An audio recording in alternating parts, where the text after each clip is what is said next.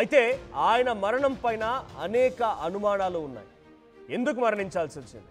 తను చివరిగా మాట్లాడుతూ కూడా తన భార్యే కారణం అని చెప్పేటువంటి మాటలు కూడా ఆయన మాట్లాడడం మనం చూసాం. చివరి ఫోన్ సంభాషణ కూడా లీక్ అయింది.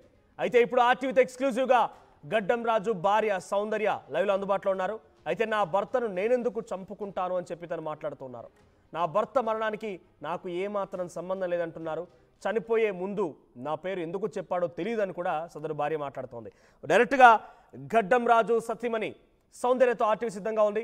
పెట్రిషా, తనతో మాట్లాడించే ప్రయత్నం చేయండి. సో అనేక అనుమానాలు ఉన్నాయి గడ్డం రాజు మరణానికి సంబంధించి. ఈ అనుమానాన్నింటికి కూడా తను ఎటువంటి సమాధానాలు చెప్తారో తెలుసుకునే ప్రయత్నం చేయండి. ఎస్, ఫోక్ సింగర్ గడ్డం రాజు కూడా బలవన్ మరణానికి పాల్పడ్డాడు. ఈ క్రమంలోనే తన వైఫ్ పేరు చెప్పుకొని కూడా అతను తన ఇంట్లోనే బలవన్ మరణానికి పాల్పడి మరి చనిపోయాడు. మనతో పాటు వాళ్ళ వైఫ్ కూడా ఉంది. ఒకవైపు గడ్డం రాజు కూడా ఒక వీడియో రిలీజ్ చేయడం, అంటే తను చనిపోవడానికి కూడా కారణము తన వైఫే అంటూ కూడా చెప్పుకుంటూ వచ్చాడు. నేను చనిపోతున్నాను, ఎంతో టార్చర్ అనుభవించాను, ఈ క్రమంలోనే నాకు చాలా ఇబ్బంది అయిందంటూ కూడా వాళ్ళ భర్త చెప్పుకుంటూ వచ్చిన పరిస్థితి. మనతో పాటు వాళ్ళ భార్య ఉంది, ఒక్కసారి మాట్లాడదాము. ఏంటి, భార్య పేరు సౌందర్య మనతో పాటు ఉంది. నమస్తే అండి. క్షమించండి ఈ టైంలో ఇబ్బంది పెడుతున్నట్టు, కానీ అనేక ఎలిగేషన్స్ మీ పైన వస్తున్నాయి. మీ వల్లనే అతను చనిపోయాడంటే అనేక ఆరోపణలు వినిపిస్తున్న సిచ్యువేషన్, ఏం చెప్తారు? అసలు ఆయన చనిపోతాడని నేను కూడా అసలు అనుకోలేదు. అనుకోకుండా ఆయన చిన్న చిన్న గొడవల వల్ల అన్నీ మనసులో పెట్టుకొని ఆయనే నాకు తెలియకుండానే ఆయన హ్యాంగ్ చేసుకొని చనిపోయాడు. అసలు ఆయన అట్లా చేసుకుంటాడని నేను కూడా అస్సలు అనుకోలేదు మేడం. ఎప్పుడు చెడింది మీకు? అసలు మీరు ప్రేమ పెళ్ళే చేసుకున్నారు, ఈ 2 వరుసలు వస్తున్నాయి ఇక్కడ అని చెప్తున్నారు. ఎప్పుడు పెళ్లి చేసుకున్నారు, ఎప్పుడు ప్రేమించుకున్నారు, ఎందుకు గొడవలు రావాల్సి వచ్చింది?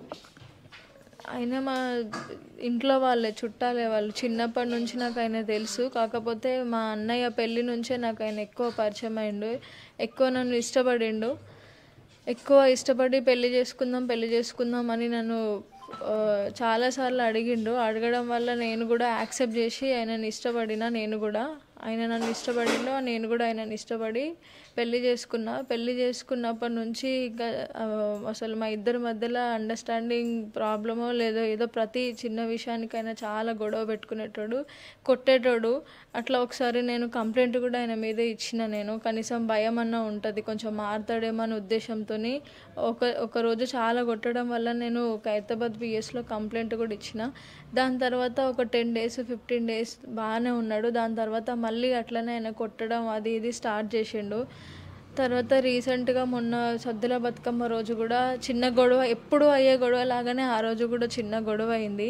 ఆయన కొన్ని బూతులు తిట్టడం వల్ల నేను కూడా ఆయన తిట్టిన తర్వాత ఆయన నాకు చేతిలో ఏది ఉంటే దాంతో చాలా కొట్టిండు. నన్ను కొట్టడం వల్ల నేను మా అమ్మ వాళ్ళ ఇంటికి వచ్చేసిన. నేను వచ్చి కొంచెం సేపు అయిన తర్వాత నేను ఇంటికి వెళ్ళిన. నేను ఆయనకి చాలాసార్లు ఫోన్ చేసిన, ఫోన్ లిఫ్ట్ చేయకపోయేసరికి నేను ఇంటికి వెళ్ళిన. అప్పటికే నేను ఇంట్లో నుండి వచ్చేటప్పుడు ఆయన తాగుతున్నాడు, గొడవ అయిందని ఆయన చాలాసార్లు తాగిండు. ఎప్పుడు తాగినా ఇట్లాంటి ఆలోచన నేను ఎప్పుడు చేసుకోలేదు. ఆ రోజు నేను మళ్ళీ రిటర్న్ వెళ్ళేసరికి ఫోన్ లేపట్లేదని నేను ఒక 2 గంటల తర్వాత, గొడవైన 2 గంటల తర్వాత మళ్ళీ ఇంటికి వెళ్ళేసరికి ఆయన డోర్స్ తీయట్లేదు. ఈసార్లు బేర్లు డోరు కొట్టినా కూడా డోర్ తీయట్లేదు.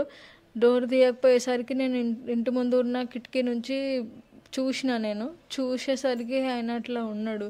తర్వాత కింద వాళ్ళందరినీ పిలిచి నేను డోర్లు పలగొట్టించేసి, ఆయన అంటే నాకు తెలియదు ఆయన అప్పుడప్పుడే చేసుకున్నాడేమో అని చెప్పి నేను తొందర అందరినీ పిలిచి ఆయనకి నొక్కడము చేయడము అట్లాంటివి మేము చాలా ట్రై చేసినాము. అంబులెన్స్కి కూడా పిలిచినాము. కానీ అప్పటికే ఆయన హాస్పిటల్కి వెళ్ళేసరికి ఆయన ప్రాణం పోయింది. ఇద్దరు వాళ్ళ గొడవలు వస్తుండే అని, తరచు గొడవలు, పెళ్లి చేసుకున్న 6 నెలల నుంచి కూడా గొడవలు. ఎటువంటి గొడవలు వస్తుంటాయి? అంటే ప్రేమ పెళ్లి చేసుకున్నారు అయినా కూడా గొడవలు రావడం ఏంటి? ఆ గొడవలు అంటే ఎటువంటి గొడవలు అంటే ప్రతి చిన్నదాన్ని కొంచెం ఎట్లా అంటే తక్కువ చూసేటోడు. నన్ను ఎప్పుడు అసలు ఒక వైఫ్ లాగా చూడకపోతుండే. ఎప్పుడు ఆయన ఎన్ని మాటలన్నా ఏమన్నా పడి ఉండాలి, అంటే ఆయన కింద ఉండాలి. చాలా అసలు ఎప్పుడు చూసినా ఆయన అసలు నన్ను ఒక వైఫ్ లాగా బిహేవ్ చేసేటోడు కాదు. ఎప్పుడు చూసినా ఏదన్నా పడాలి అన్నట్టు బూతు మాటలు మాట్లాడినప్పుడు మాత్రమే నేను ఆయనకి రివర్స్ సమాధానం చెప్పేదాన్ని తప్ప నార్మల్ టైంలో ఎప్పుడు నేను ఆయనతోని గొడవ పెట్టుకోలేదు. ఆయన అవన్నీ చిన్న చిన్నవి మనసులో పెట్టుకొని ఉన్నాడు. ఆయన ఎంత గొడవలైనప్పటికీ కూడా భార్య కారణం వల్లనే నేను చనిపోతున్నానంటే ఒక వీడియో రిలీజ్ చేసి అతను ఫోన్లో గ్యాలరీలో పెట్టుకోవడం, అదే కాకుండా నేను టార్చర్ భరించలేకపోతున్నాను, ఇల్లరికం లాగా వచ్చినట్టు అయిపోయింది నా పరిస్థితి, అమ్మ నాన్న క్షమించండి, మీకు పెళ్ళి సెట్ కాదు, నీకు పెళ్ళి అనేదే సెట్ కాదు అని ఎందుకో అతను అంతగా క్షీణించకపోయింది, అతని మనసు ఎందుకు అంత విరిగిపోవాల్సి వచ్చింది? మేడం, నేను ఆయన టార్చర్ పెట్టేది ఉంటే పెళ్ళైన 2-3 monthsకే నేను పిఎస్కి వెళ్ళి కంప్లైంట్ ఇచ్చేదాన్ని కాదు మేడం. ఆయననే నా మీద కంప్లైంట్ ఇచ్చేటోడు, ఆయననే నేను టార్చర్ పెడుతున్నా అని కంప్లైంట్ ఇచ్చేవాడు మేడం. లేదంటే అందరినీ పెద్దవాళ్ళని పిలిచి మాట్లాడేటోడు. కానీ నేను ఆయన టార్చర్ చేయడం వల్ల నేను వెళ్ళి కంప్లైంట్ ఇచ్చిన. నేను కంప్లైంట్ ఇచ్చిన తర్వాత కూడా అప్పటికి మా ఇద్దరికి సెట్ అవ్వట్లేదు, అండర్స్టాండింగ్ లేదు. ఆయన అసలు నన్ను ఊకే కొడుతున్నాడు, తిడుతున్నాడు, చాలా మాటలు అంటున్నాడు అని చెప్పి నేను అప్పటికే నిర్ణయించుకున్నాను నాకు ఆయన వద్దు అని చెప్పి. ఆయననే మళ్ళీ మా వాళ్ళకి బతిమలాడి, నాకు బతిమలాడి 10 మందిలో పెద్దవాళ్ళ ముందు నా కాళ్ళు పట్టుకొని లేదు నాకు కావాలి, ఇద్దరం కలిసి ఉందాం అంటే నేను నమ్మిన. పోలీస్ స్టేషన్లో జరిగింది. దాని తర్వాత పోలీస్ స్టేషన్ నుండి వచ్చిన తర్వాత కూడా పెద్దవాళ్ళకి తీసుకొచ్చి మాట్లాడితే ఆయన ఇప్పటి నుంచి బాగుంటా అని బతిమలాడితే నేను ఆయనని యాక్సెప్ట్ చేసి నేను ఇప్పటికీ కూడా నేను ఆయనని ఎన్ని గొడవలైనా కలిసి ఉందాం, హ్యాపీగా ఉంటాం, ఇంకా 6 months అయింది పెళ్ళయి, ఇంకా చాలా లైఫ్ ఉంది అని నేను అనుకున్నా. కానీ ఆయన చనిపోతాడని నేను అనుకోలేదు, చనిపోయేంత పని చేసుకుంటాడని మాత్రం నేను ఎప్పుడు అనుకోలేదు. మీ మీద అనేక ఎలిగేషన్స్ వస్తున్నాయమ్మా. అంటే అతను కొనిచ్చిన చీర కూడా మీరు వద్దన్నారు, అతనికి బట్టలు కొనుక్కోవడానికి డబ్బులు లేకపోయినా మీకు మాత్రం చీర ఇప్పించారు, అదే చీరతో అతను బలవన్మరణానికి పాల్పడ్డాడు, ఉరి వేసుకొని మరీ చనిపోయాడు. ఏంటి మేడం, ఆ చీర ఆయన ఇష్టంతోనే నాకు కొన్నాడు, నా ఇష్టంతోనే నేను కొనిపించుకున్నా. ఆ చీర పండుగ కోసమే కొన్నాడు. ఆ చీర ఆ రోజు నేను ఆ చీర తీసుకొని అమ్మ వాళ్ళ ఇంటికి వచ్చిన, బతుకమ్మ పండుగ కదా, ఇంటి దగ్గర చీర కట్టుకొని బతుకమ్మ ఆడి ఇంటికి వెళ్ళామని చెప్పి చీర తీసుకొని వచ్చిన. నేను చీర తీసుకొని వచ్చిన తర్వాత ఫోన్ చేసి నేను కొన్న చీర నాకు ఇచ్చేసేయి, నువ్వు కట్టుకోవద్దు, నాకు ఇచ్చేసెళ్ళు అని అంటే నేను చీరనిచ్చి అమ్మకి ఇచ్చి పంపించిన చీరని. అదే చీరతోనే ఆయన వేసుకున్నాడు. డబ్బులు లేక కాదు, ఆయన దగ్గర డబ్బులు ఉన్నాయి. ఆయన స్టేట్మెంట్లు మీరు చూసుకుంటే మీకు ఆయన అకౌంట్లో డబ్బులు ఉన్నాయా లేదా అనేది తెలుస్తుంది. ఫినాన్షియల్ ప్రాబ్లమ్స్ ఏమైనా ఉన్నాయా? ఎందుకంటే అతను ఒక కళాకారుడు, బాగా పాటలు పాడతాడు, అందరితో కూడా చాలా మంచిగా మాట్లాడే వ్యక్తి. అటువంటి వ్యక్తి ర్యాపిడో కొట్టడము, మరోవైపు అతను ఏదైనా సాంగ్స్ చేయాలన్నా, లేకపోతే ఏదైనా ఎమోషనల్ సీన్స్ ఉండాలన్నా, లేకపోతే కిస్సింగ్ సీన్స్, ఇటువంటివి ఏ సీన్స్ ఉన్నా కూడా మీరు ఒప్పుకోకపోవడము, అతని ప్యాషన్ని అతను ఎంకరేజ్ చేయకుండా మీరు అంచివేశారనేది కూడా ఆ ఆరోపణలు వస్తుంది. ఏం చెప్తారు? ఆయనే యాక్టర్ అని నాకు తెలుసు మేడం, ఆయన లవ్ ఫెయిల్యూర్ సాంగ్స్ చేస్తాడనే విషయం నాకు తెలుసు, ఆయన యూట్యూబర్ అనే విషయం కూడా నాకు తెలుసు. నాకు పెళ్ళికి ముందే అందరూ నాకు చెప్పినా సరే నేను యాక్సెప్ట్ చేసిన, ఎందుకంటే ఆయన ఫీల్డే అదని చెప్పి నేను యాక్సెప్ట్ చేసిన. నేను ఏ రోజు కూడా ఆయనకి నువ్వు ఇది చెయ్యొద్దు, నాకు ఇది ఇష్టం లేదు అని నేను ఎప్పుడు చెప్పలేదు మేడం.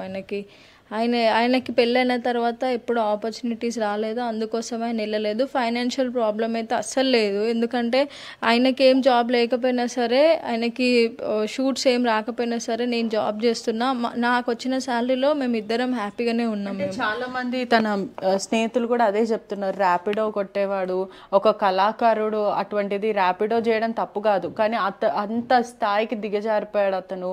ఒకవైపు ఫ్యామిలీ ప్రెషర్, అమ్మాయి మాత్రం ఎక్కడ సాంగ్స్ వెళ్ళినా కూడా ఒప్పుకోవట్లేదు, సౌందర్య అసలు అతని యాక్టర్గా ఉండనివ్వట్లేదు అనేది కూడా ఫ్రెండ్స్ ఆరోపిస్తున్నారు.